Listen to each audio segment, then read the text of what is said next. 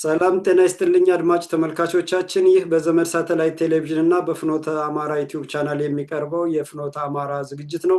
የፍኖተ አማራ ዝግጅት አዘጋጅና አቅራቢ እኔ አንተነህ ገላይ ነኝ። ዛሬ ከዶክተር ደብሩ ጋር አንዳንድ ጉዳዮችን እያነሳን እንቆያለን። ዶክተር ደብሩ እንደምንሰነበት? ጤና ይስጥልኝ። እግዚአብሔር ይስጥልኝ። እንደምን አንተነህ? ደህና ነኝ። እኔ ደህና ነኝ፣ እግዚአብሔር ይመስገን። በጣም ጥሩ። ዛሬ ሙቀቱ ነው መሰለኝ ወደ ደጅ ወጣሃል። ደስ ይላል፣ አካባቢውም ንፋሱም። ልክ ነው። አውሮፓ ደህና ጊዜ ነው አሁን። እንግዲህ የእኛ ክረምት ለነሱ በጋ ነው። ደግ ነው። በጣም ጥሩ ዶክተር፣ ዛሬ የማነሳቸው 3 ነጥቦች አሉ እና ርዕሳችን የምንወያይበት ርዕስ የጠላት ትርክት በአፍጢሙ ሲደፋ ነው የሚለው እና የጠላቶቻችንን የመጤ ወራሪ ዘረኛ ተገንጣዮችን የአፓርታይድ አገዛዝ የዘረጉብንን ወራሪዎች፣ ዘረኞች የሐሰት ትርክትን ነው የሚመለከት። በቀጥታ ወደ መጀመሪያው ጥያቄ ልግባ ዶክተር። በታሪካችን በባዕዳን ወራሪ፣ በምዕራባውያን ቅኝ ገዢዎች፣ በእንግሊዝ፣ በጣሊያን እንዲሁም ደግሞ በሶማሌ ወረራ እየተገዛ ኢትዮጵያን ሲያስወርር የኖረው ማን ነው? ለሚሊዮኖች እልቂት፣ ሀብት ንብረት መውደም የዳረገ አገር ሻጭ የባንዳ ልጅ ማን ነው? እነማን ናቸው ነው? ትክክል። አዎ፣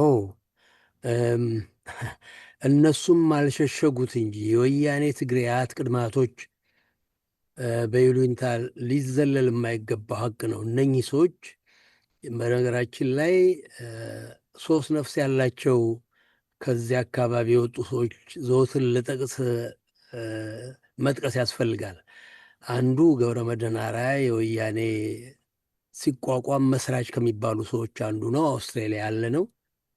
የባንዳ ዝርዮች እንዳሉ አያት ቅድመ አያቶቻቸው ባንዶች እንደነበሩ ኢትዮጵያን ይሸጡ የለወጡ የእነሱ ዝርዮች እንደሆኑ ገልጿል። እንደውም ይሄ ማንትስ የባንዳው ልጅ ሌላው መለስ የተባለው እንደ መንግስቱ የባንዳ ዝርያ እንደነበር፣ አባቱም እንቁላል ሻጭ እንደነበር፣ አያቱም አስረስ ተሰማ የተባለው ተሰማ አስረስ ምንትስቴር ባንዶች እንደነበሩ እና በአጠቃላይ እንደው እሱን ጠቀስኩ። አሜሪካ ያለ ጌታቸው ረዳ የሚባል ነፍስ ያለው ጎበዝ ኢትዮጵያ ያለ እና ስዊትዘርላንድ ያለ አንድ ወጣት ሐኪም አለ አረጋዊ መብራቱ የሚባል ከነሱ በስተቀር ምሁሮቻቸው ሳይቀሩ ዛሬ ድረስ የተፈጸመው እስከ ዛሬ ድረስ ይፈጸም የነበረው ሳይቆጫቸው ሳያቃጥላቸው ለጠላት ያደሩ የዛሬ 160 አካባቢ አጼ ቴዎድሮስን ለመውጋት ጣሊያን ማነው እንግሊዝ በጦር በሰበቀበት ጊዜ፣ በነገራችን ላይ ብዙ ጊዜ እንደሚባለው 67 ፈረንጆች ስላገቱ አልነበረም አጼ ቴዎድሮስን ሊያጠፋ እንግሊዝ ትልቁ የእንግሊዝ ወጪ ማነው በዚያ ጊዜ በርካታ ሚሊዮን ትልቅ ብድር የተበደሩበት ኤክስፔዲሽን ይሉታል ዘመቻ አጼ ቴዎድሮስን ለማጥቃት የመጣው 40,000 ሰራዊት የተላከበት የእንግሊዝ ሰራዊት የመጣበት እንትን ነው። በዚያ ጊዜ መንገድ እየመራ የመጣ የትግሬ ባላባትና እንትኖች ነበሩ፣ መኳንንቶች ነበሩ።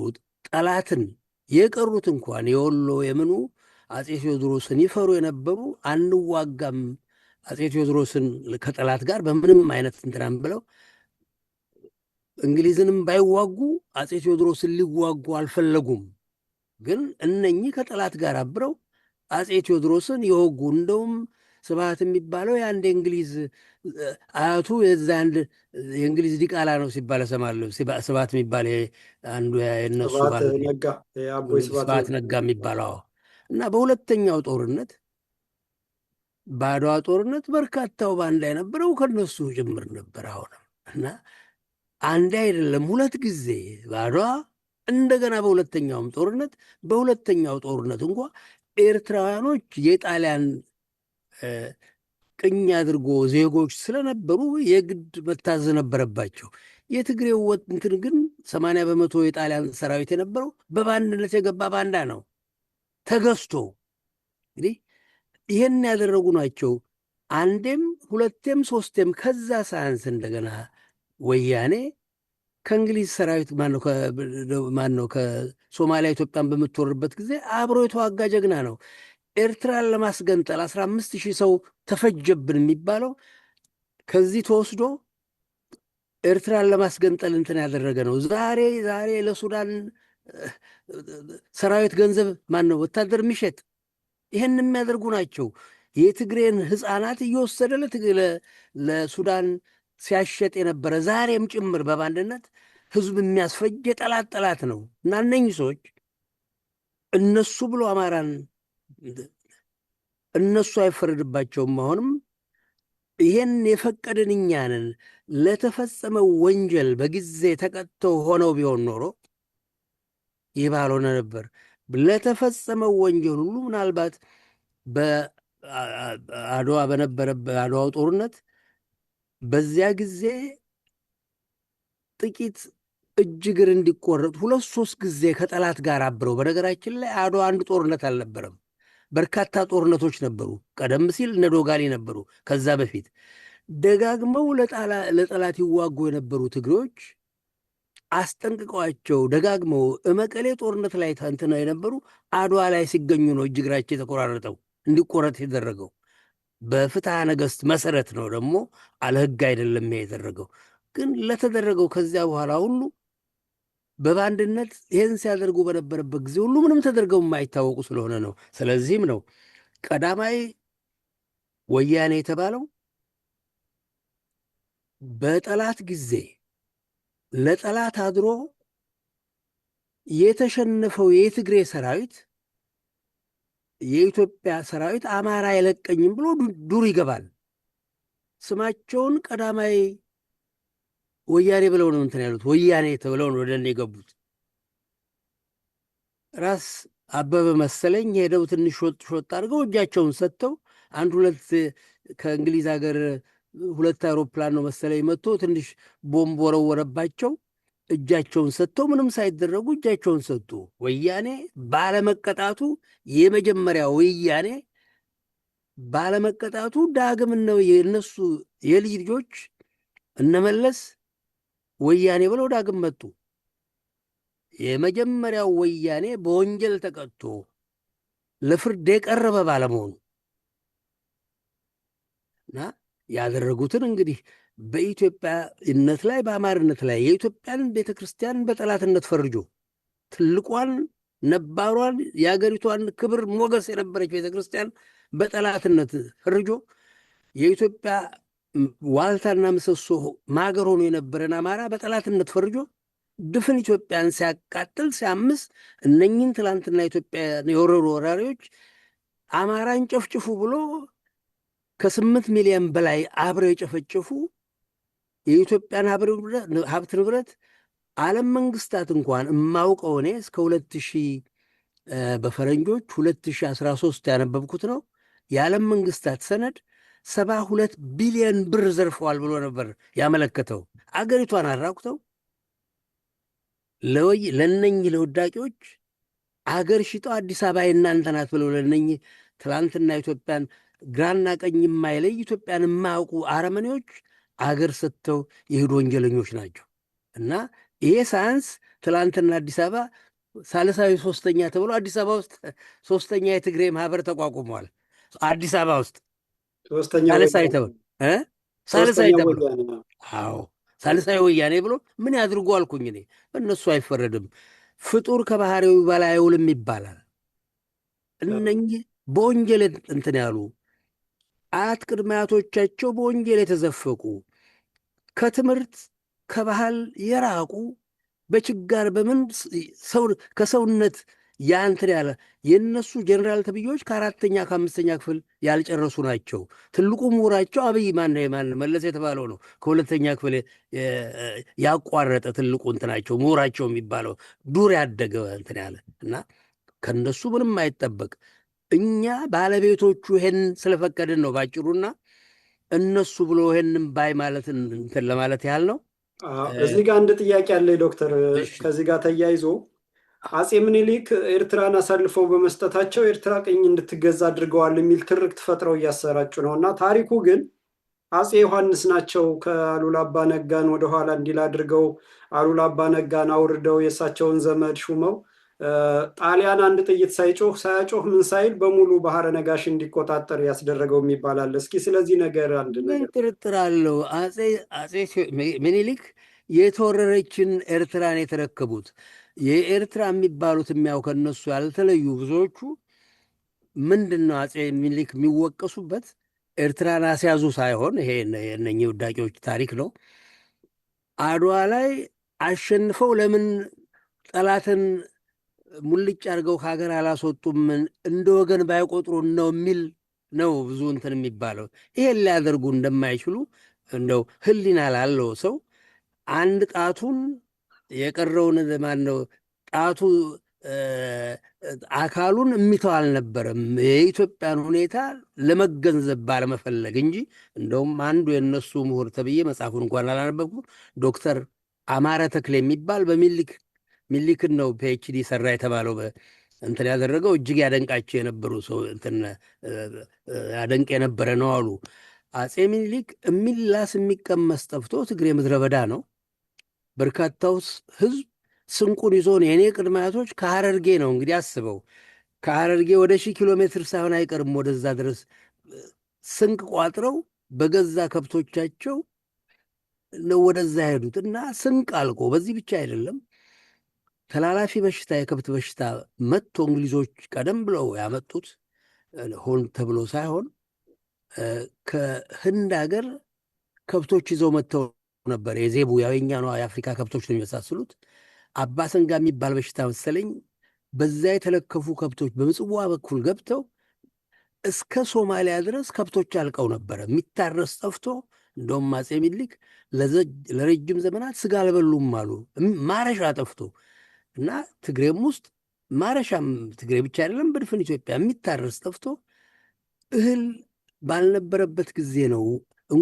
ሳምንት ሊዋጉ ባልቻሉ ነበር። በዚህ ላይ እንግሊዝ ክፉኛ ማን ነው እንግሊዞች፣ ፈረንሳዮች፣ ጣሊያኖች በምስራቅ በኩል እንደገና እያስገመገሙ ገብተው ነበር እና ምናልባት ትንሽ ጊዜ ቆይቶ ቢሆን ኖሮ የአድዋ ድል ሊቀለበስ በቻለ ነበር እና አግባብ ነበር ያን ማድረጋቸው ያን መመለሳቸው። ግን ምንድን ነው እንግሊዞች አሉ ምንድን ነው ዱምድ ፊዶንት አለ። አደረጉም አላደረጉም እነሱ ኃጢአት በአማራው ላይ ኃጢአት የመፈለግ አባዜ ያዛቸው ስለነበር አጼ ሚኒሊክን በዛ ወቀሱ። ቢያደርጉት እንኳ ሆን ተብሎ እንኳን አጼ ሚኒሊክ አድርገውት ቢሆን ኖሮ የኢትዮጵያ ሕዝብ ሊወቀስ ይገባ ነበር። የትኛው መንግስት ነው የገዛ አካሉን ደግሞ አሳልፎ ይሰጥ የነበረው? ምን ባደረጉ ነበር? አእምሮ ቢኖራቸው ኖሮ። አጼ ዮሐንስስ እንዴት እንዲወረር አደረጉት? ስለዛም ብትጠቅስልን። ዶጋሊ ላይ ጀግናው ማናቸው የተንቤኑ አሉላ አባ ነጋ ለወሬ ነጋሪ አልተረፈም። እንደውም ግማሹ ወደ 600 ነው የሚባለው 550 ነው ሐውልት ስማቸው ተጻፈ የሚባለው። ለወሬ ነጋሪ የመጣውን ላፍ አረጉት ጣሊያኖች። አዎ አንድ አይደለም በርካታ እንትኖች ነበሩ፣ ግጭቶች ያላፍ እያደረጉ ነበር። በዚህ ይቀናሉ፣ ይቀኑባቸዋል። ማናቸው የሚቀኑ? ንጉሱ አጼ ዮሐንስ ይቀኑና ነጋ ጀግንነት ይቀኑና ሰበብ ተፈልጎ ከጣሊያን አጣላኸኝ ነው ምንትስ የሚል ፈሪጥ ነው እንትን ያሏቸው እና ገብረ እግዚአብሔር ነው ምንትስ የሚባል አንድ ሩቅ ዘመዳቸውን በሌላ ጦርነት ላይ ልኩታል። ተሸነፈ። አሁን የጠላት ጦር በሰፊው እየመጣ ሳለ አላንዳች ምክንያት ያንትተው ጎጃምን ወረራ ገቡ። ወደ ወሎ ሄዱ። እስከ 30,000 ሰው ነው ፈጆ የተባለው። እዛ ጎጃም ከ20,000 ሰው በላይ ነው ፈጆ የተባለው። ያው እንደሚታወቀው አጼ ተክለ ጊዮርጊስን አማቻቸውን ምንም ያልበደሏቸውን ከድተኛል በሚል ይዘዋቸው በጭካኔ ገለው አይናቸውን ጎልጉሎ ያጠፉ ናቸው። በዚያ ጊዜ ሊሸሹ ያልቻሉት ጎንደርን መሃዲ ባቃጠለበት ጊዜ የግድ ወደ ማነው መተማ መትበም ስለነበረባቸው ወደዛ መዝመት ስለነበረባቸው የእግዚአብሔር ነገር እንደውም ጎጃም ውስጥ ሲረገሙ ነበር፣ አይመልስህ እየተባለ። አሁን ስንኙን አላስታውሰውም። ወደ መተማ ሄዱ በሚባልበት ጊዜ የጎጃም እናቶች አልቃሾች አይመልስህ አንተ ይህን ያደረግክ ብለው ረግሟቸው ነው ሞቱ የሚባለው። አንገታቸውን ቆርጦ ጦርነቱ እንኳ ኢትዮጵያኖች አሸነፉ ተብሎ አንገታቸው ቆርጦ አሁንም ኦምዱርማን ነው ሱዳን ያለው ናቸው። እና በክህደት ይሄን ያደረገ ነው ለነሱ። በዚህ ክህደት ጣሊያን ኤርትራ እንዲወር አደረጉ። እሳቸው ጣሊያንን ባዕዳኑን ከመዋጋት ይልቅ መሀል ገብተው መጨፍጨፍ ጀመሩ። ምንም ጥርጥር የለው። ይሄ ለጣሊያን ተልኮ ትእዛዝ ተሰጧቸው መሀሉን አዳክመው ተቃውሞ እንዳይገጥመን ተብሎ የመጣ ነው ማለት አይመስለኝም። እሱ እንኳ አይመስለኝም። በምንም መጨረሻ ደካማነት እንትን እንጂ ያ እንኳን አይመስለኝም። ግን እነኚህ ሰዎች ሰው መሪ የትንሽነታቸው ገደብ ስላልነበረው እንግዲህ አገርን ያህል ነገር አፄ ቴዎድሮስ በሚዋጉበት ጊዜ እንግዲህ በአሁኑ ግንዛቤ ነው ይህን እንትን እምለው አፄ ቴዎድሮስ ጦርነት በሚያደርጉበት ጊዜ ማንም ቢሆን መቼም ከጠላት ጋር መለጠቅ አልነበረበትም በምንም ጊዜ። እና እንግሊዝ ፈረንጆች እኛን ለመለያየት ያላደረጉት ዛሬ የሚታየውም ያ ነው። 80 ሺህ ብረት ነው የሰጧቸው፣ 80 ሺህ ብረት። እና በዚያ ነበር ጎንደርን፣ ጎጃምን፣ ወሎን የጨፈጨፉት። እዚህ ጋር ዶክተር አንድ ጥያቄ አለኝ። እንግሊዞች አፄ ቴዎድሮስ ላይ የዘመቱት 7 ወይ 8 የሚሆኑ የእንግሊዝ መልእክተኞችን ስላሰሩ አይደለም ተብሎ 70-80 ነበሩ። ልክ ነው። እንኳን አስታወስከኝ። ስላሰሩ ሳይሆን ስማቸው በአረቡ አንድ የአበሻ ንጉሥ ተነስቷል ቴዎድሮስ የሚባል ተብሎ እንግሊዞች ደግሞ ኦቶማን ቱርኮችን ከዚህ ከአረቡ ምድር አስወጥተው ቅኝ ለመግዛት እየተዘጋጁ ስለነበረ በዛን ወቅት አንድ የአበሻ ንጉሥ ተነስቷል ተብሎ በአረቡ ምድር ስማቸው ሲነሳ ስለነበር የአፄ ቴዎድሮስ በደንብ ሁለተኛ አፄ ቴዎድሮስ ደግሞ ኢየሩሳሌምን ከአረቡ ኦቶማን ቱርክ ነፃ አወጣታለሁ የሚል ዝግጅት ስለነበራቸው ያ የእንግሊዝን አካሄድና የበላይነት ያከሽፋል፣ ቀድመው እሳቸው ይመቱ የሚል እንትን አለ። ስለዚህ ምን ትለናለህ? ይሄንን እንደውም ከባለቤቱ ከሚያውቀው ምሁር ማን ነው የታሪክ ምሁር የነበረው ፕሮፌሰር ማንትስ ሪቻርድ ፓንክረስት የዛሬ 42 ዓመት እንግሊዝ ሀገር ድህረ ምረቃ ከሕክምና ከሆላንድ ጨርሼ የእንግሊዝ ሀገር ስፔሻላይዝ በማረግበት ጊዜ ስኩል ኦፍ ኦሪየንታል ኤንድ አፍሪካን ስተዲስ በሚባልበት ቦታ ወራቱ እንደውም ወሩ ምናልባት ጥር ወይም ህዳር አካባቢ መሰለኝ የኢትዮጵያ ወዳጆች የሚል ማህበር አለ የእንግሊዞች። በዚያ እንትን ላይ ንግግር ያደርግ የነበረው ፕሮፌሰር ማንትስ ፓንክረስት ነበር።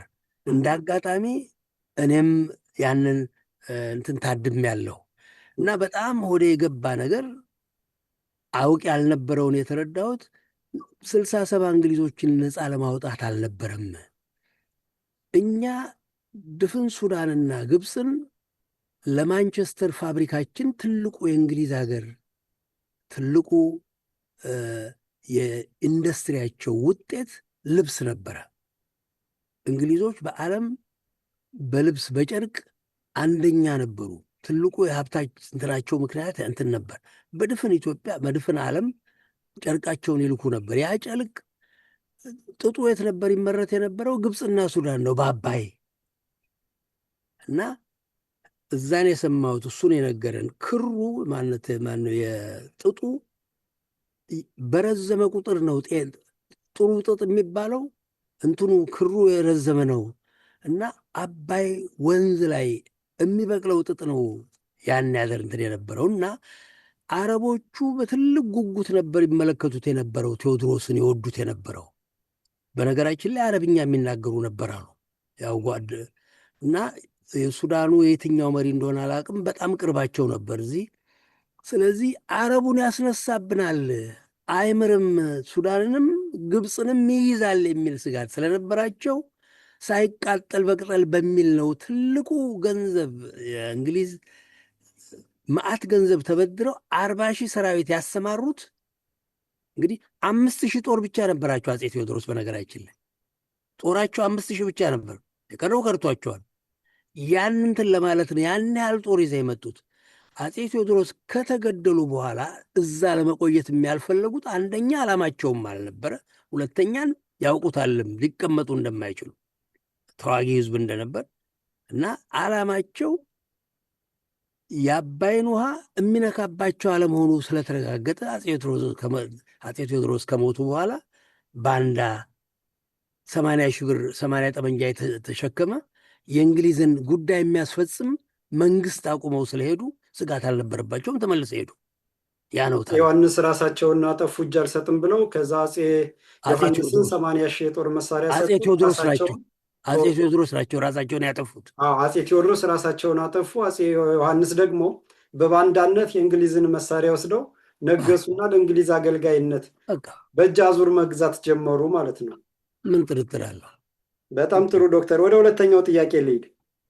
94 በመቶ የኢትዮጵያን አርበኛ ያሰማራና በገዛ ስንቁና ትጥቁ የውጭ ወራሪን አሸንፎ የሀገርን ነፃነትና ሉዓላዊነት ያጎናጸፈ ማን ነው? እንግዲህ እያንዳንዱ ሀገር የሚሞትለት እንግሊዝ እንዲሆን፣ አሜሪካ እንዲሆን፣ ጣሊያን እንዲሆን ሁሉም ትልቅ የሚባሉና በሀያልነት የሚታወቁት ሀገራት ቀደምት ሀገራት ህንድም ሆነ ቻይና፣ ኢራንም ሆነ እስራኤል፣ ሌሎች ታላላቅ ሀገሮች ታሪካዊ ሀገሮች ታላቅ የሆኑት አንድ የሚሞትና የሚቆስልላቸው ህዝብ ስላለ ነው። እና በኢትዮጵያም ስንመጣ 94 በመቶ የሚሆን አርበኛ ያሰማራና በገዛ ስንቁና ትጥቁ የውጭ ወራሪን አሸንፎ የሀገርን ነፃነትና የሉዓላዊነት ያስከበረ ማን ነው? ይህንን አሁንም የትውልድ ማወቅ አለበት። ምንም ጥርጥር በሌለበት እኛ ያልነው ሳይሆን ባላንጦቻችን የማይወዱን አማራም በጠላትነት የሚያዩ በኢትዮጵያ ውስጥ ለፈረንጅ ያልተበገረ ህዝብ ፈረንጅ እንዲደፍረው ያላደረገ በዓለም ውስጥ ባለፉት 2000 ዘመናት ፈረንጅ ዓለምን ሲያሸቀሽቅ የተዋረደበት ሀገር ፈረንጅን ያዋረደ ህዝብ አማራ ብሎ አማራን ዘውዱን የኢትዮጵያን ቤተክርስቲያን በጠላትነት ፈረንጅ ድፍን ፈረንጅ እንዲያይ ያደረገው በአርበኛ አማራ ደምና አጥንት መስዋዕትነት ነው እና ጥርጥር የለውም። ፈረንጁ የጻፈው ራሱ 94 በመቶ የኢትዮጵያ አርበኞች ጣሊያኖች የጻፉት በሁለተኛው ወረራ በቀደመው እንደውም ከዛም በላይ ሳይሆን አይቀር ይሆናል አማራ እንደነበር፣ 6 በመቶ ከሚላቸው ደግሞ በቀደምትነት ሲዳማ ነው እንደው የሚጠራው። ዛሬ ኢትዮጵያን የወረረው የአረመኔው ወገን ከጠላት ጋር የኦሮሞ የሚባለው ከጠላት ጋር ሲያብር የነበረ ሲዋጋ እነሱ የሚያመልኩት የአንድ የአረብ ዲቃላ አባ ጅፋር የተባለው የእሱ ልጅ ተቀብቶ በጣሊያን ለገደለው አማራ 30 ጠገራ ብር ይገልንትን የነበረ ንቅሳት ያላቸው የሚያምሩ ሴትዮ አርዶ እንግሊዞች ያስቆሙት ነው። ጣሊያኖች ያስቆሙት ነው። ይህን ያደርግ የነበረ ነው። በድፍን ኢትዮጵያ ውስጥ ከሸዋ ያውም ጥቂት ከሸዋ ኦሮሞ ተብዬዎች በስተቀር ስማቸው ሊጠራ የሚገባ ደጃች ገረሱ ዱኪ፣ ጀነራል ማናቸው ጃማኬሎ፣ 1,500 ህዝብ ያልበለጠበት 1.5 ግፋ ቢል ከ1.8 ያልበለጠ ነው የኦሮሞ ተብዬ በአርበኝነት የተሰማራው። ያን ያህል ጥቂት ነው። ጥቂት መሆን ብቻ አይደለም፣ በቀረው ኢትዮጵያ በድፍን ሐረርጌ፣ በድፍን አሩሴ፣ በድፍን ባሌ የእኛ ዘመዶች የኔ ቅድመ አያቶች ተዋግተው አገር አቆዩ እንጂ እዚያም አማራውን ሲፈጁ በሁለተኛው ጦርነት አሁን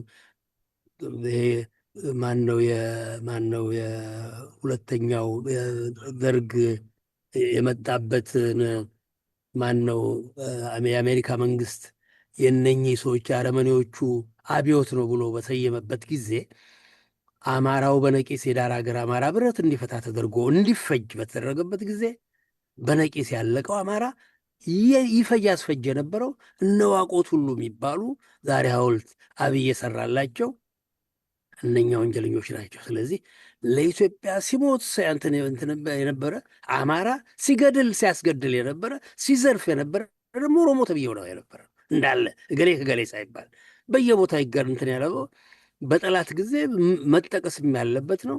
በአሩሲ በባሌ ሂርና አደግኩበት ቦታ አባባሼቴ የሚባሉ ሰውዬ እሳቸውንም ታሪክ ሰማለሁ። አባባሼቴ ሼቴ ወልደ ማርያም መሰሉኝ። ሼቴ የሚሉ ሁለት ሼቴ ነው ያለው። ሼቴ ወልደ ማርያም የሚባሉት ጠላት ያሳብቅባቸዋል። ከተማ ገብተው ስንቅ ብንት ለጥይት መጥተው ያስይዛቸዋል አንድ አረመኔ እና አማራ ነው ጠላት እንትን ብሎ ነበር አሳበቅ ካሲያስክልን እርስታቸውን ትወስዳለህ ተብሏል እና ያስይዛቸዋል። እኚህን ሰውዬ አርበኛ ነኝ አልደበቁም። እና ጣሊያኑ ምን ይላቸዋል? አንተ ሰባቂውን ለምን ነው የማትዋጋው? አገር ስላለው እኮ ነው የማትዋጋው፣ አንተ አገሩ ስለሆነ ነው ብሎ ለቀቀዋሉ። አሩሲም ተመሳሳይ ነገር ሰምቻለሁ። ፈረንጆቹ እንኳ አይተው ለአማራው ሳስተው ሳይሆን 2-3 ዓመት ከቆየ በኋላ አላማራ መሬቱ ጦም ማድሩን አወቁ። በችጋር ህዝቡ ማለቁን በሐረርጌ በአሩሲ በምን አማራው ነበር ገበሬው። አማራውን ነበር ጣሊያን ያሳድድ የነበረው። የሚታረስ ጠፍ መሬት ሆነ። ምክንያቱም ከእርሻም ከምን የሚተዋወቅ አይደለም። አረመኔው እየዘረፈ መብላት ነው። በዚህ ጊዜ ጣሊያን ይህን ተረድቶ አማራውን ነው መለቀቅ አድርጎት ነበረ። 850 ሺህ አማራ አስሮ ነበር በድፍን ኢትዮጵያ ደቡብ የነበረውን አማራ እና ጣሊያኑ ራሱ ተረድቶ ታማኝም ነው ተዋጊም ነው አማራ ብሎ ሽፍቶች ማን ነው ርስታችንን ስጡን አማራን ፍጁልን ቢባል አማራው እኮ የሚዋጋል አገሩ ስለሆነ ነው እናንተ ሀገራችሁ አይደላችሁም አሉ ተብሎ ይህንን አንብቤያለሁ። ፈረንጆቹ እንኳ ሳይቀሩ። ስለዚህ እነኚህ ባይተዋል። እንግዲህ ይሄ የማምረትና የአርበኝነት ነገር ሲነሳ ኢትዮጵያውያን በልተው እንዲያድሩ የሚያደርግ የኢትዮጵያም ዳር ድንበር ተከብሮ ሉዓላዊነት ተጠብቆ እንዲቆይ ያደረገው የአማራ አርሶ አደር ነው። የአማራ ገበሬ ደግሞ እነዚህ መጤ ወራሪዎች ወያኔ ትህነግ ብለው ድርጅት አቁመው በትግሬ ህዝቦች ስም እነዚህም መጤዎች በኦሮሞ ህዝብ ስም በገዳ ስራ ደንብ ሲፈጁና ሲያሳድዱ የኖሩት አሁንም የአማራ ገበሬ ላይ ዘምተውበታል። ግብር በመጨመር በማሳደድ እንዳያርስ በማድረግ መሬቱን የጦር አውድማ በማድረግ ቅጥረኛ ባንዳውን ይሄ በጎጃም በጎንደር እያሰማሩትን ምናምን ቴፉኝት የሰው ጉድፎችን እያሰማሩ የናስረስ ማረዳምጤን ቡድን አሰማርተው መዋጋት ያለበትን የውጊያ ቦታ ስትራቴጂክ ቦታ አባይ በረሃን ትቶ በገበሬ ማሳ ላይ እንዲዋጋ እያደረጉ እያደቀቁት ነውና ይሄንን ያደረጉት ለምሳሌ ወያኔ ዶክተር የትግራይ ህዝቦች ትግራይ ብለው የትግራይ ህዝብ ብለው የሰየሙት አገውን፣ ሳሆ፣ ኢሮቡን ሁሉንም ቀላቅለው ነውና እነዛ ነባር ኢትዮጵያውያኖችን ቀላቅለው ነው። ግን መጤዎች ጥቂት ናቸው ከዚህ ከየመን የመጡት። የዚህ የረብሻውም የመጤነቱ መገለጫም ወራሪነት፣ ነባርነትን ማጥፋት፣ ሰንደቅ ዓላማን መደምሰስ፣ የኢትዮጵያ ኦርቶዶክስ ሃይማኖትን ማጥፋት፣ ኢትዮጵያዊነትን ማራከስና ለውጭ ኃይል ቅጥረኛ የሆኑት መጤዎች ናቸው። ምክንያቱም ኢትዮጵያዊነት ስሜትን ጥፍጣፊ የለባቸውም። መጤነታቸውን የኦሮሞ ህዝብ ግልጽ ነው፣ መጤ ነው፣ ወራሪ ነው። በ16ኛው ክፍለ ዘመን በ1550ዎቹ አካባቢ ነው ወደ ኢትዮጵያ የተዋወቀው። የእነሱ መጤነት ግልጽ ነው። ግን የትግሬ መጤነት ኢትዮጵያውያን ያውቃሉ? በርካታ አውቅም። በተለይ እነኛ የመኖች የነኝ በጣም ዝቅተኛ ከወደቀ ማህበረሰብ ውስጥ በአሽከርነት የመጡ ናቸው። በነገራችን ላይ በአገልጋይነት በእንትነት የመጡ ናቸው። ድሆች ናቸው። በነገራችን ላይ ቅርብ ቀን አንድ ነገር ሰማ አንድ ሰውዬ ይህንን መለስን ዘመዶቹን የሚያውቅ የመጨረሻ ሙልጭ ያሉ ድሆች እንደነበሩ እነኚህ ከዛ መጡ የሚባሉት እሱም አልሸሸገም። የፈረንጆችን እጅ የአረቦችን እጅ በሚያይበት ጊዜ ሁሉ የመነን እያለ ነበር ገንዘብ ይለምን የነበረው እና እነሱም ወገናችን ነው ብሎ የአንበጣ መብላቱ ሁሉ የእነሱ እንትን ከዛ የመጣ ነው። የሁሉ ትግሬ ሳይሆን እነኚህ ለኢትዮጵያ ተኝተው የማያውቁ እነኛ አረመኔዎች ከዛ የመጡ ለመሆናቸው ምንም ጥርጥር የለውም። አገልጋይ ነው፣ ዝቅተኝነት የሚሰማው ነው። ዝቅተኝነት የሚሰማው ማህበረሰብ ውስጥ ማንኛውም እንትን ባህሪው የሀገር ፍቅር ባይኖረው አይደንቅም። የተቃጠሉ ናቸው፣ ብስጩ ናቸው። ለምን እንደዛ ሆን?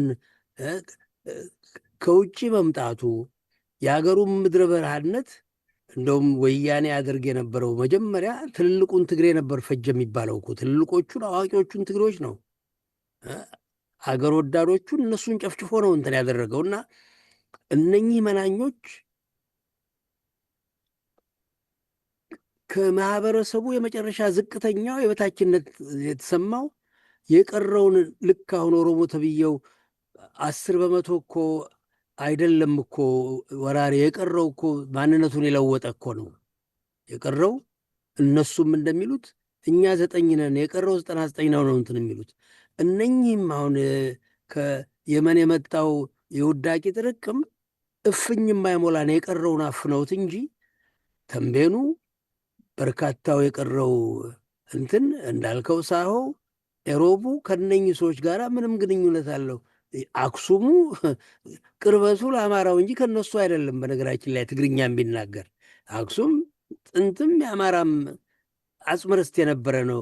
ነገስታቱ በነገራችን ላይ አክሱም ውስጥ አማርኛ ይነገር የነበረው ልሳነ ንጉሥ ይባል የነበረው አክሱም በነበረበት ጊዜ ነው። ትላንትና የመጣ ቋንቋ አይደለም። የነገስታቱ ቋንቋ የነበረው ጥንትም ጭምር ነበረ። ከአክሱም ቀደም ብሎ በነ ዳማት ዘመነ መንግስትም አማርኛ ይነገር የነበረ በነ ላሊበላም አማርኛ የመንግስቱ ቋንቋ የነበረ ነው። እና አንዳንዴ አሁን በይኩኖ አምላክ እንዲህ በይኩኖ አምላክ ተስፋፍቶ ይሆናል፣ ግን ልሳነ መንግስትነቱ በትንሹ ለ2500 ዓመት ልሳነ ንጉሥ ይባል የነበረ ቋንቋ ነው። እና እነኚህ ሰዎች አሁ በምንም አይነት ወራሪዎች ናቸው። መንፈሳቸው ኢትዮጵያን ቢወለዱ የወራሪ መንፈስ ያላቸው ናቸው። ሰው ወለዱ እኮ ብቻ አይደለም። ሰው እኔ ነኝ የምልን ማንነቴን የምወስነው ስለተወለድኩበትም የአእምሮ እንትን ነው። እነኚህ በኢትዮጵያዊነት ላይ ጦርነት ያወጁ ናቸው። ከየመንም ባይወለድ ያም ባይሆን የትም ይወለድ አገሩን የከዳ ከዳተኛ ነው። እነኚህ አገራቸውን የከዱ ሺህ ሞት የሚገባቸው ወንጀለኞች ናቸው። ስለዚህም ነው ፈረንጅ የሚደግፋቸው። አገርን የሚከዳ ሁልጊዜ ፈረንጅ ይደግፋል። እውነት ነው። በትክክል ዶክተር። እንግዲህ ሁለት ምሳሌዎችን እኔም ያጋጠሙኝን አስታውሳለሁ። አንድ ወቅት ድሬዳዋ ላይ ቡና እየጠጣን አንድ ትግሬ ኮሎኔል ጋር ቁጭ ብለን ስሙን አልጠቅሰውም ስላላስፈቀድኩት ቡና እየጠጣን እያወራን ነበረ እና ምንድን ነው በወያኔ ግን የት ትደርሳላችሁ? እንዴት ነው የሚታያችሁ? እንዴት ነው የምታስቡት? ምናምን ነገር አልኩት። ከዛ ኧረ አንተ ፈጣጣ አማራ ነህ በል እኔንም እንዳታስባረረኝ ምናምን አለና ጨዋታችንን ቀጥለን ወያኔ ሲመጣ መጀመሪያ መቀሌ ላይ ነው ትግሬን የፈጀው አለ። መቀሌ ላይ ያለውና በመቀሌ ዙሪያ ያለውን ትግሬ ኢትዮጵያዊ ነኝ አማራ አጥፍቶናል፣ ኢምፔሪያሊስት አማራ አጥፍተን በመቃብሩ ላይ ትግሬን እናቆማለን ሲል እንዴት ተደርጎ ያሉትን ነው የፈጀ። እንኳንና ተወውና አድዋ ላይ ራሱ አይደረግም ያሏቸውን በሌሊትና በቀን ነው የፈጇቸው አክሱምን እና ያንን አጥፍተው ነው ከዛ በኋላ ቀሪውን በፍርሃት ቆፈን ውስጥ ከተው በአንድ እንትን ጨፍልቀው የመጡ እንጂ እኮ ትግሬ ሲባል ሁሉም ትግሬ አይደለም ብሎ ያኔን የነገረኝ። ኢሮብ ሳሆ የሚባል ቋንቋ እንዳለ ተንቤን አገው እንደሆነ እኔ አላቅም ነበርና ያን ያጫወተኝ ነው። ሌላው አሁንም ማስረጃ የሚገርምህ አንድ ወቅት ላይ የከበረ ድንጋይ የሚባል ይሄ ፕሪሺየስ ስቶን ወይንም ጀም ስቶን ትግራይ አክሱም አካባቢ ይገኛል፣ ሳፋየር የሚባል ድንጋይ እና ከዛ እየመጣ አዲስ አበባ ላይ ሲሸጥ እኔ ደግሞ ባለሙያ ነበርሁ እና ከሰዎች ጋር እገናኛለሁ እና አንድ ገዢዎችም ሻጮች የሚገናኙበት አንድ ሆቴል ነበር። እዛ ቁጭ ብለን ይመጣሉ ሰዎች። ከፓኪስታን የመጡ ሰዎች ናቸው፣ አረቦች እስላሞች ናቸው፣ አለባበሳቸውም ናቸውም እና እንገናኛለን። ከኔ ጋር 2-3 ቀን ተገናኝተን እንጫወታለን እና ሰዎች ሊሸጡ መጡ ትግሬዎች። ከዛ አንደኛው በአረብኛ ያወራዋል። አውርቶት አሳየ ድንጋዩን አይተው እነዛ የሚፈልጉት ኳሊቲ ደረጃው ስላልሆነ ሳይግባቡ ቀሩና ያኛው ከፓኪስታን የመጣው አረብ ምን እንዳለ ታውቃለህ ያለኝ ምን አለ ስለው አንደኛ ከየመን የመን መስየው ባለባበሴ እኛ እኮ ከየመን የመጣን ሰዎች ነን እና ዘመድ ነው የምንሆነው ወገን ነን ብሎ አለኝ። ወገን ነን ብሎ አለኝ እና ከየመን ከየት ነው የመጣችሁ? ከየመን አጋም ከሚባል ቦታ መጠን እዚህ ራሱ አጋሜ ነው የሚሉን ስማችንን አጋሜ ነው የሚሉን ብሎ በእንግሊዘኛ ነው የሚነግረኝ ፓኪስታናዊ አረብ ማለት ነው። አሁን ሁኜ ላይ ሳስበው ወደኋላ ያ የመጤነት ስሜት ነባሩን በሙሉ እዛ ለትግሬ ህዝብም አይመለሱም። ምንድን ነው የሚባል በደርግ ሰዓት በወራሪው የኦሮሞማ ደርግ ሰዓት ምን የምትባል ቦታ ናት ሀውዜን የምትባል ቦታ ላይ በአውሮፕላን አስጨፈጨፉት ህዝቡ የፖለቲካ ጥቅም ለማግኘት ለእርዳታ የሚሄድለትን ምግብ እያቃጠሉ ህዝቡን በረሃብ እየቆሉና እየፈጁ ለማይሆን ለይሄ በታችነት ስሜት ጥላቻ ለወለደው ዓላማና ቅድ ኢትዮጵያን ማፍረስ አማራን የማጥፋት ላይ እያዋሉት መገኘቱ የመጤነታቸውን ተግባርም ይገልጻል። ግን ትግሬ ሲባል ሁሉንም እዛ ትግራይ ክልል ብለው ባጠሩት ውስጥ ህዝብ የሚገኘውን ህዝብ እንደማይወክል ኢትዮጵያውያን የሚያውቀው የለም። ዛሬ ምዕራብ ትግራይ ብለው የአማራን አጽመ ርስት፣ ደቡብ ትግራይ ብለው የአማራን አጽመ ርስት፣ ምስራቅ ትግራይ ብለው የአፋርን ይዘው እንግዲህ ትግሬ አንድ ብለው ሳሆውን፣ ኩናማውን፣ አገውን፣ ተንቤንን ጨፍልቀው ትግሬ እያሉ ሀገር እያወደሙ ይገኛሉ ነው። ይሄ መታወቅ አለበት ነው። ሌላው ወደ ሶስተኛው ጥያቄ ልግባ ዶክተር። 86 የተለያየ ቋንቋ፣ ባህል፣ ማንነት፣ እምነት ያለው ኢትዮጵያ ያለ ዛሬ ኢትዮጵያ ውስጥ ብሔር ብሔረሰቦች ብለው የውጭ ቋንቋ አምጥተው የነ ስታሊንን ቋንቋ አምጥተው ብሔር ብሔረሰቦች አሉት የሚገለጽበት ማለት ነው። እና 86 የተለያየ ቋንቋና ባህል ከኦሮሞ ወረራና ከምዕራባውያን ቅኝ ገዢዎች ማንነቱን፣ ባህሉን፣ ቋንቋውንና እምነቱን ጋር ህልውናውን ከመጥፋት ታድጎ ከመጨፍለቅ አትርፎ ያቆየ ህዝብ አለ። ይህን ህዝብ አማራን አዙረው ጨፍላቂ፣ ማንነት ደምሳሽ፣ ኢትዮጵያን በጉልበት ያቆመ፣ ኢትዮጵያን ቅኝ ገዢ፣ አማራን ጨቋኝ ይሉታልና እስኪ ስለዚህም ታሪክ ንገረን ዶክተር። አዎ ምንድን ነው አንድ አባባል አለ መሰለኝ አልመጣልኝም። ብቻ ምንድን ነው ያው ባለቤቱ ያቀለለውን አሞሌ ባለዕዳ አይቀበለውም፣ ብቻ አይገጥምም። ያም ትላንት የመጣ ባለቤቱን አስወጣ ይባላል። አዎ ትላንት የመጣ ባለቤቱን አስወጣ።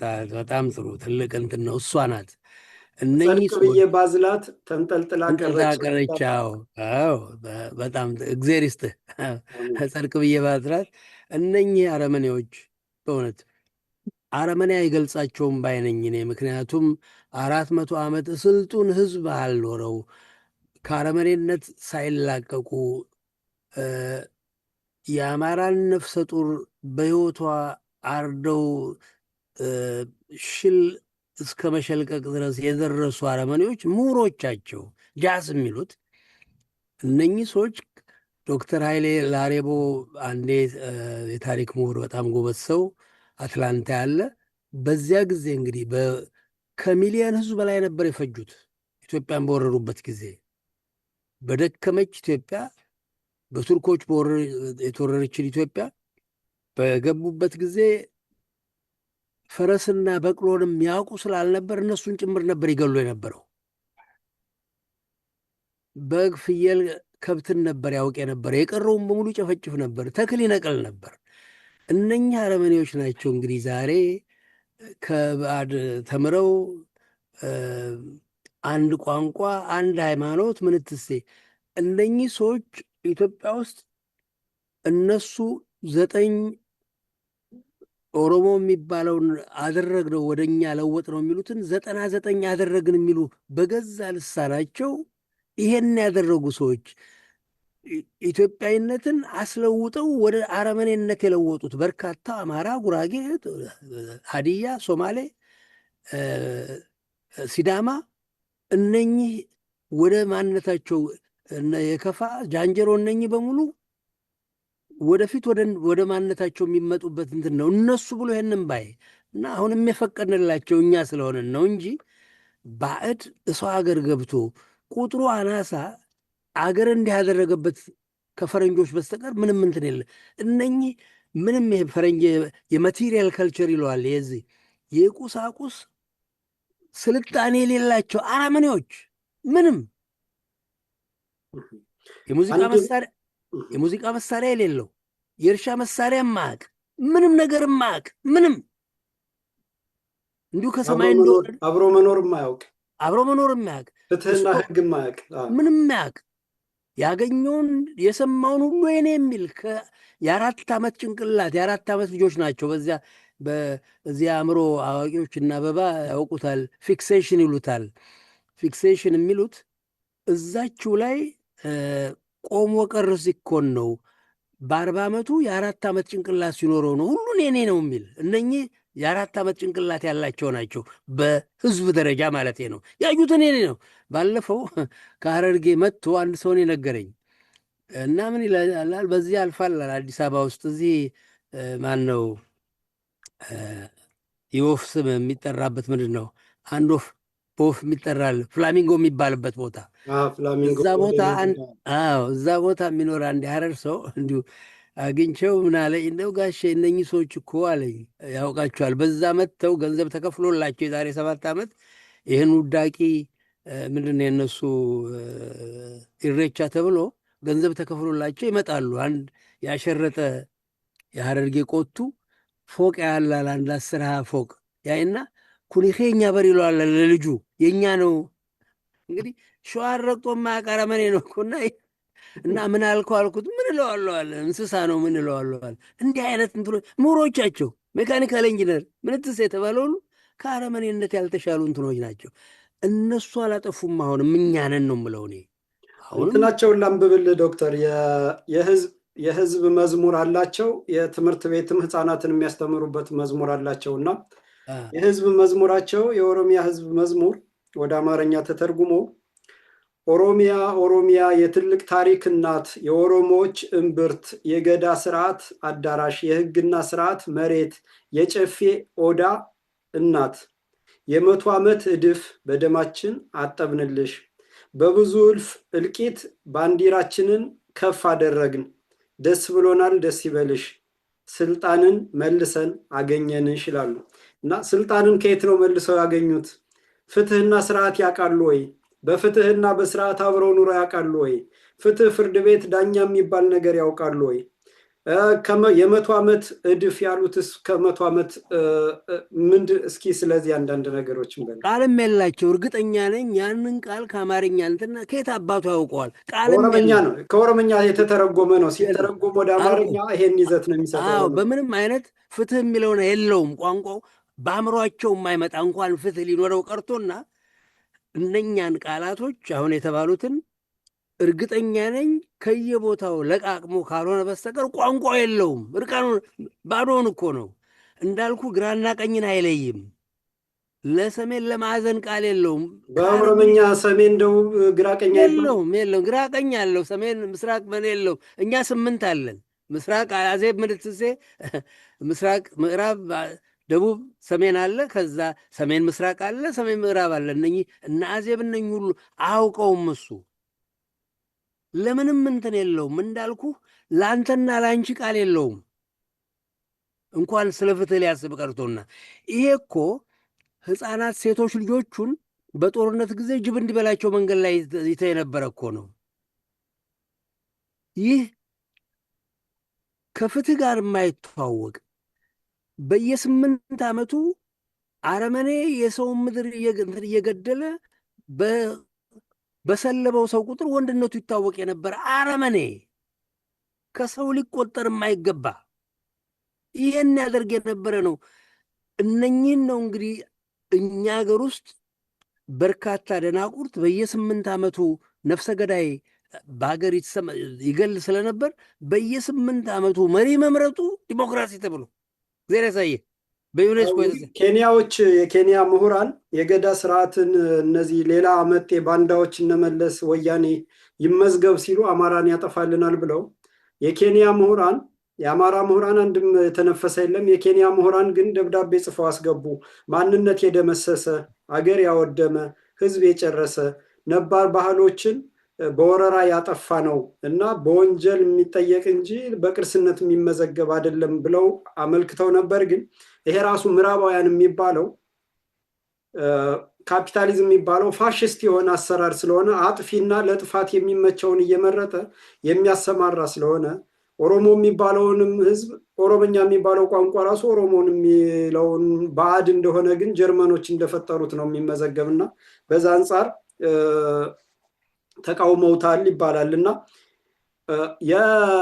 በ40 ዓመት መገረዝን፣ ሴት ወንድ ልጅ ብልት ቆርጦ ሴት ማግባትን፣ አካባቢን ወሮ መጨፍጨፍን፣ ተፈጥሮን ማጥፋትን፣ ዛፍ መንቀልን፣ ማውደምን፣ ስም መደምሰስን አማራ ስላስቆማቸው ወደዛ ካልተመለስን ብልት ቆርጠን ካላገባን የሚለው ሁሉ እንደ ገዳ ስርዓት የገዳ ደንብ እየተባለ መጥቷልና በመጀመሪያው ከ16ኛው መቶ ክፍለ ዘመን ጀምረው 28 ነገድ በቅርብ ደግሞ ሌላ 8 ነገድ አጥፍተው በድምሩ 36 ነገድ ማንነቱ ተደምስሶ ጠፍቶ ተፍቋል። ከኢትዮጵያ የህዝብ ስብጥር ዝርዝር ውስጥ የተፋቀ 36 ነገድ በኦሮሞ ወረራ ጠፍቷል እና ይሄንን ከወረሩ በኋላ ይሄን ከፈጸሙ በኋላ ዝም ስለተባለ ቅድም የመጀመሪያው ቀዳማዊ ወያኔ ስላልተቀጣ የልጅ ልጆች ዳግማዊ ወያኔ ብለው መጡ። ዳግማዊ ወያኔ ስላልተቀጣ የነዚህ የልጅ ልጆች አሁንም ሳልሳዊ ወያኔ ሆነው መጡ እንደሚባለው አሁን ለህፃናት ትምህርት ቤት በአንደኛ ደረጃ ትምህርት ቤት መዝሙር ውስጥም ምን ብለው ያስዘምሯቸዋል? ነፍጠኛ የሰራውን ማሰብ ያንገበግባል። ታሪክ ኖሮን እንደሌለን፣ እናት ኖሮን እንደሌለን፣ እንደ በግ ግልገል በየመንገዱ ታርደን ያንን ያሰብን ዕለት ምሽግ ያዝን፣ ሌላ ማሰብ አንፈልግም ከእናታችን ኦሮሚያ በቀር የሚል መዝሙር ለህፃናት ያዘምሯቸዋል። እንግዲህ ማንነት ዛሬ ያላጠፋኸው ማንነት ነገ ያጠፋሃል ነው የሚል የገዳ ስርዓት መመሪያ አሁን ያለው የኦሮሞ መመሪያ እና ሰውን ሲያጠፉ ደግሞ አያውቁበትም አጠፋፉን። አውሬ ጭራቅ መልኩ ነው። ቤት ዘግተው ሙሉ ማቃጠል፣ በህይወት እያለ ሆድ ቀደው ጽንስ ማውጣት፣ አርደው የገደሏትን ሴት መድፈር፣ ይሄ በዚህ ዘመን ትውልድ የተመዘገበ ታሪክ ነውና ስለዚህ ምን ትለናለህ ዶክተር? በእውነት ነው። እነኚህ እኮ በእውነት ምንድን ነው አሁን ምን ነው ፍጡር ከባህሪው በላይ አይውልም። 400 ዓመት ያለወጣቸው ናቸው። ከአራዊት ያልተለዩ ናቸው። እኛ መደረግ ያለበት እግዚአብሔር ይስጣቸው እምልበት እኔ ዛሬ እኛ ነፍጠኞቹ ዝርዮች እነኝህን ሰዎች ለ140 ዓመት እናውቃቸዋለን። በትንሹ በአባባሉ ቅድመ አያቶቻችን አባባል ምን እንደሆኑ እነኝህን ሰዎች በቅጡ እናውቃቸዋለን። የመሀል ሀገሩ በቅጡ አያውቃቸውም። እነኝህ ሰዎች የት አገር ነው ለመሆኑ? እነኝህ ሰዎች ሰው ሆነው ቢሆን ኖሮ አዲስ ነገር ፈጥረው ተወላጁን እናጥፋ ብለው ፈሪዎች ከወንድነት የማይተዋወቁ በደቦ የሚገሉ ከጅብ ያዞ ባህሪ ያላቸው እነ ሌቪን ስለ እነሱ ጽፈዋል። አማራው በሚጣላበት እንትን በሚልበት ጊዜ በል እዚህ እንውረድ በዚህ ቀን ተብሎ ብረቱን ይዞ በአደባባይ ቆሞ አይደለም ተኝቶ አይደለም ሲሰኩስ እንኳ ጦርም ቢሰውቀው ፊት ለፊት ጠላቱን እያየ ነው። እነኛ አድብተው የሚገሉ ከአራዊት ያልተነሱ አራዊት እንኳ አይነት አለው። አሁን እንደ ነብር አይነቱ አድብቶ ነው እንትን የሚያደርገው የሚያጠቃው እና እነኚህ በደቦ አንድ ሰው 40-50 ሆነው የሚገሉ ናቸው። ፈሪዎች ናቸው። ስለዚህ በምንም ከኢትዮጵያ ባህል ጋር የተገናኙ አይደሉም። በቋንቋችን፣ በሰንደቃችን፣ በሃይማኖታችን በምንም የመጡ ናቸው። ይሄ ጠላት ፐርፌክት የሚለዋል ሙሉ እንትን ነው።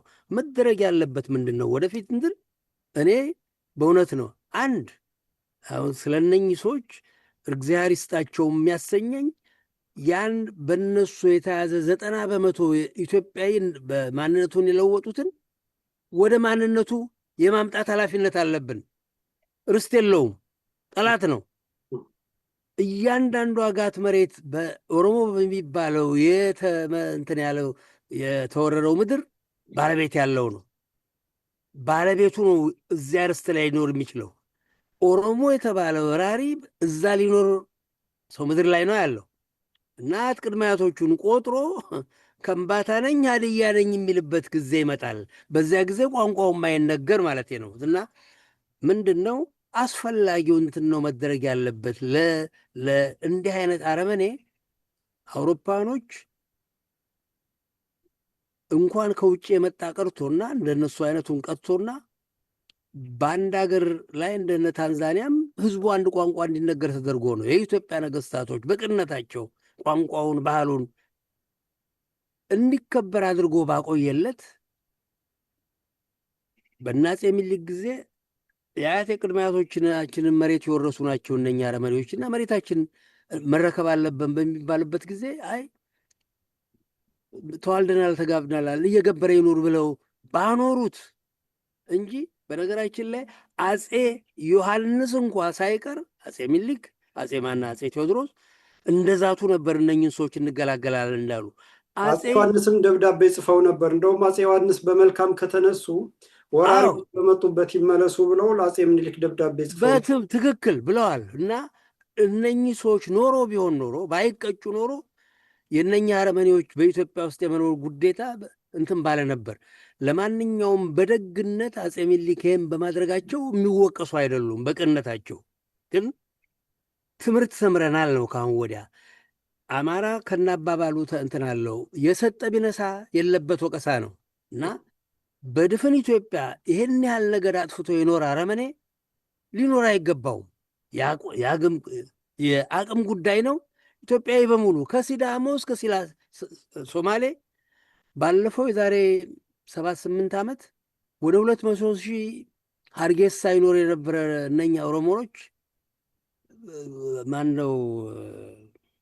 ማነው አዴሌ ወደ 150 ሶማሌዎችን በግፍ ይገላሉ ጫት ነጋዴዎች።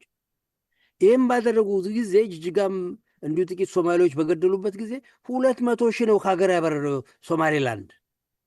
በድፍን ኢትዮጵያ ምን የነካው እንጨት እንደሚሆኑ ጥርጥር የለውም። በኬንያም በምንም ይህ ነው እድላቸውም። ኢትዮጵያውን ማድረግ ያለበት ይሄን ነው።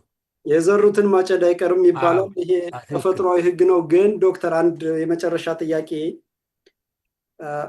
አሜሪካኖች ምዕራባውያን የሰውን ሀገር በማፍረስ የሰውን ሀገር ሕዝብ በማውደም ቀውስ በመፍጠር የተፈጥሮ ሀብት መዝረፍን መሰረት አድርገው ለአናሳዎችና ለመጤዎች ለወራሪዎች ስልጣን እየሰጡ ሀገር ማወክ የተለመደ ባህሪ መገለጫቸው ጭራቃዊ ባህሪያቸው ነው። እነዚህ ደግሞ የደም ገንዘብ ህጋዊ የሚደረግበት አረብ ነኝ የሚሉ የውሸት አረቦች፣ የዱባይ ኤሚሬቶች አጭበርባሪዎች፣ እነዚህም በየሀገሩ የተዘረፈ ወርቅና ዳይመንድ ገንዘብ ህጋዊ የሚያደርጉት ዱባዮችም ለወረራ ለጥፋታቸው ለጭራቅነታቸው መገለጫ ነው እነዚህን አጥፊዎች የሚያግዙት። ዋናው ቁም ነገር ግን አማራ የሚባል የለም፣ አማራ እንዳይሆን አንድነት፣ ፍትህ፣ ቅብጥርሴ እያሉ እነዚህን ወራሪዎች፣ መጤዎች፣ ዘረኛ ተገንጣዮችን ወንጀል በተለያየ እያድበሰበሱ ሌላ ምክንያት ትርኪ ምርኪ እየፈጠሩ ህፃናትና ተልእኮ ተሰጧቸው የሚጫወቱ ህፃናትና መድረክ እያዘጋጁ የሚለፍፉትን እያመጡ አማራውን የሚያተረማምሱ በምሁርነት በእምነት አባትነት በአዋቂነት የተሰለፈ ኃይል አለ። ይሄ ኃይል አማራን ተብትቦ አማራ እንዳይሆን አማራ የሚባል የለም፣ አንድነት፣ ፍትህ፣ ተጋብተን ተዋልደን እንደገና ደግሞ እንዳይነሳ ደግሞ ሌላ ጊዜያዊና ትብትብ የሆነ አጀንዳ እያመጡ በየአደረጃጀቱና ተቋሙ እየገቡ የሚያውኩ አሉ እና እነዚህን አማራው የመጨረሻ ጽዋው ሞልቷል። በእርግጥ እስካሁንም መታገሱ ለዚህ አብቅቶታልና እስካሁንም የበቃው የወያኔ ጥንካሬ አይደለም፣ የኦሮሞማ ኦነግ ደርግ ጥንካሬ አይደለም። እንዲህ አይነት የሚያሰማራቸው ሀሳዊ ምሁርና ሀሳዊ የእምነት አባቶች ናቸውና ስለነዚህ አንዳንድ ነገር በለንና ለወጣቱ ለዚህ ትውልድ የዛሬውን ውይይታችንን እንጨርሳለን። ዶክተር እሺ፣ እግዚአብሔር ይስጥልኝ። እኔ እንደው ከትልቆቹ አርበኞቻችን ብዙ ነገር ልንማር እንችላለን ነው። አፄ ማናቸው ራስ አበበ አረጋይ አሉ የተባለው በጣም ረቂቅ አእምሮ የነበራቸው ሰው ናቸው ይባል የነበረው የጠላቱ ምነት ሁሉ የሚያውቅ ይጀግናል አሉ ይባላል። አሁንም ጠላቶቻችንን የማመሰግንበት በበኩሌ 20፣ 30፣ 40 ዓመት የጮህ ነው ምንም እንትን ሳይል በገዛ ዛሬ በአረመኔዎቹና በወያኔ በአማራው ላይ የተፈጸመው ግፍ ብዙ ስላስተማረው እግዚአብሔር ይስጣቸው ያሰኛል። እና እነ ራስ አበበ አሉ እንደተባለው የጠላቱን ምንነት የሚያውቅ ሁሉ ይጀግናል አሉ ይባላል። ትክክል ነው። በየቀኑ ሰው እየጀገነ ነው ጠላትን ባወቀ ቁጥር። ሌላው ማነው ደጃዝማች በላይ ዘለቀ እንደውም በላይ ነው የሚታወቀው፣ በደጃዝማችነቱም አይደለም። እንደውም በላይ ብላኛለች አለ ይባላል። እናቱ ሹመትም አልፈልግ ብሏል ነው የሚባለው። እና ትምህርት ሳይማር አዋቂ ነበረ። ከጠላት የበለጠ እነኝህን ሾካኮች በርከፋች የሚላቸውን ዛሬ በአማራ ውስጥ ተሰግስገው ከወያኔ ጋራ ወይም ከነኝህ ከአረመኔዎች ጋር አብረን አብይን እናበራለን የሚሉ አይነት ሾካኮች የመመንጠር ጊዜው ዛሬ ነው። ወደኋላ የምንልበት እንትን የለም። የስርዓት ለውጥ ሊመጣ የሚችለው ስንጨክን ብቻ ነው። እንደውም አንድ ስንኝ ይህን ሰሞን አይቼ አንድ ፋኖ ያለው በጣም ነው እንትን ያለኝ ወደ የገባው ለጠላት ያደረ እነኚህ ቢኖሩ የማይጠቅሙን ቢሞቱ የማይጎዱ ቢኖሩ የማይጠቅሙ ነው ያለው። እንደው በጣም ነው ወደ የገባው። እነኚህን ሰዎች መገላገል ኖሮ አይጠቅሙንም እና ቢሞቱም አያጎዱንም። እንዲህ አይነቱን እርምጃ ሊወሰድበት ሊቆርጥለት ይገባል። አማራ ኢትዮጵያን ብቻ ሳይሆን ለጥቁር ሕዝብ መከታ የነበረ የጥቁርን ሕዝብ ድፍን አፍሪካና የቀረውን እነ ጃፓን ከፈረንጅ የተገላገሉበትን ጦርነት በእኛ በአድዋ ባደረግነው በአማራው በርካታው በአማራ ድል የተመሰረተ ነውና የጥቁር ሕዝብ የአፍሪካኖች መከታ የሆን ሰዎች ነን እና ፈረንጅን ከነጌቶቻቸው ከነኛ አረመኔዎች ከባንዳ አያት ቅድመ አያቶችና ኦሮሞ ከሚባለው የባንዳ ዝርያ ጋር አብረን ድባቅ መተን መንግስት ያቆምን ሰዎች ነን እና በእውነት የማንንም ድጋፍ አማራ አያስፈልገውም። ቁጣው ብቻ ነው የሚፈልገው። የት አባኬ ማለት ብቻ ነው። ቁጣችን ነው የሚፈልገው። ምንም እንትን አይደለም እና እንደው አቤትም አይባል ቁረጥ ነው። ይህን ያህል 3 ዓመት ረጅም ጊዜ አይደለም ለአማራ እንትን ብዙ ነገር ልናደርግ እንችላለን። አሁንም እናደርጋለን እና በመካከላችን ያለን ጠላት ድባቅ የመምታት ትልቅ ኃላፊነት አለብን። ባናደርግ ነው እንቅፋት የሚሆነውና ቅድም ፋኖ አለ እንደተባለው ኖረው የማይጠቅሙን ናቸው፣ ቢሞቱም ማያጎዱን ናቸው። እንደነሱ ላይ ነው እርምጃ መወሰድ ያለበት። ባለቤት ነን እኛ። የቀረው ወራሪ መጤ ነው እና በገዛ ቤቴ ባለቤትነቴን የሚቀማኝ የለም። ያም መንፈስ ነው እያንዳንዱ አማራ ወጣት ሊታጠቅ የሚገባው። በዛች ልኳች አንተ አመሰግናለሁ ዶክተር። እውነት ነው፣ ትክክል ብለሃል። ወያኔ፣ ትህነግ፣ ኦሮሙማ፣ ኦነግ፣ ብልጽግና የተለያየ ስም የሚሰጣቸው በኦሮሙማ ርዕዮተ ዓለም የሚመሩትና የእነሱ የበኩር ልጅ ዲቃላቸው ብአዴን በጥቋቁር አማሮች የተፈጠረው እንደገና ብአዴንን ለማስቀጠል ለመተካት ተብሎ የተሞከረው አብን የእነዚህ ቅጥረኛ ባንዳዎች እና አስረስ ማረ ዳምጤ፣ እነ ዘመነ ካሴ፣ እነ እስክንድር ነጋ፣ እነ ጌታ አስራደ፣ እነ ሰለሞን አጠና፣ እነ መከተው ማሞ አጠቃላይ እነዚህ የጠላቶቻችን ፍልፍሎች ስለሆኑ አንደኛ እነዚህ ከጠላት እኩል መፈረጅ፣ ሁለተኛ አካባቢን አንድ ጎንደር፣ አንዱ ጎጃም፣ አንዱ ሸዋ፣ አንዱ ቤተ አማራ እየሆነ የሚከፋፍሉት አንዱ ከወያኔ ጋር አንዱ ከኦሮሙማ ጋር እየተሰለፈ የሚደረገው በሙሉ የጠላትና የጠላቶቻችን አካሄድ አማራን ለመከፋፈል አንድነቱን ለማጥፋት የሚደረግ መሆኑን፣ ሁለተኛና አስረስ ማረ ዳምጤ የሚያቀነቅኑት አብይ አህመድ እያሉ አንድን ግለሰብ እንዲወጣ አድርገው በስምምነት እንዲሸሽ አድርገው ለውጥ መጣ ብለው ለማታለል ይመች ዘንድ እና ስርዓቱን ጸረ አማራ ጸረ ኢትዮጵያ የሆነውን ስርዓት ጸረ አማራዎች የተከሉትን ስርዓት የወያኔን የኦነግን ስርዓት አስቀጥሎ እነ አራጆችን እነ ጀዋር መሐመድን ባንዳዎችን እነ ልደቱ አያሌው እና ይልቃል ጌትነት እነ ገዱ አንዳርጋቸውን በማምጣት ለማንበር የሚደረገውን የእነ አስረስ ማረ ዳምጤን የቅጥረኛ ባንዳነት ስራም በሙሉ በመጸየፍ ከጠላት ጋር የተነካካም ከጠላት ጋር ወዳጅ የሆንም በሙሉ ጠላትነት ፈርጆ ጠላትን በማሸነፍ ህልውናን አረጋግጦ ኢትዮጵያን ለማስቀጠል ማሸነፍ ግዴታ ነው። በዚህ መሰረት ነው መቀጠል ያለብን። በዚህ መሰረት ነው ለውጥም ህልውናም የሚድነው ለውጥም የሚመጣላለሁ። አድማጭ ተመልካቾቻችን የዛሬው ውይይታችን የጸረ አማራዎች ትርክት በአፍጢሙ ሲደፋ የሚለው አጭር ቆይታ ከዶክተር ደብሩ ነጋሽ ጋር እዚህ ጋር ጨርሰናል። በሚቀጥለው በሌላ ዝግጅት እንገናኛለን። እስከዛው የፍኖተ አማራ ዩቲዩብ ቻናልን ላይክ፣ ሰብስክራይብ፣ ሼር እናድርግ። የዘመድ ሳተላይት ቴሌቪዥንን እናስተዋውቅ፣ እናግዝ። ሰላም።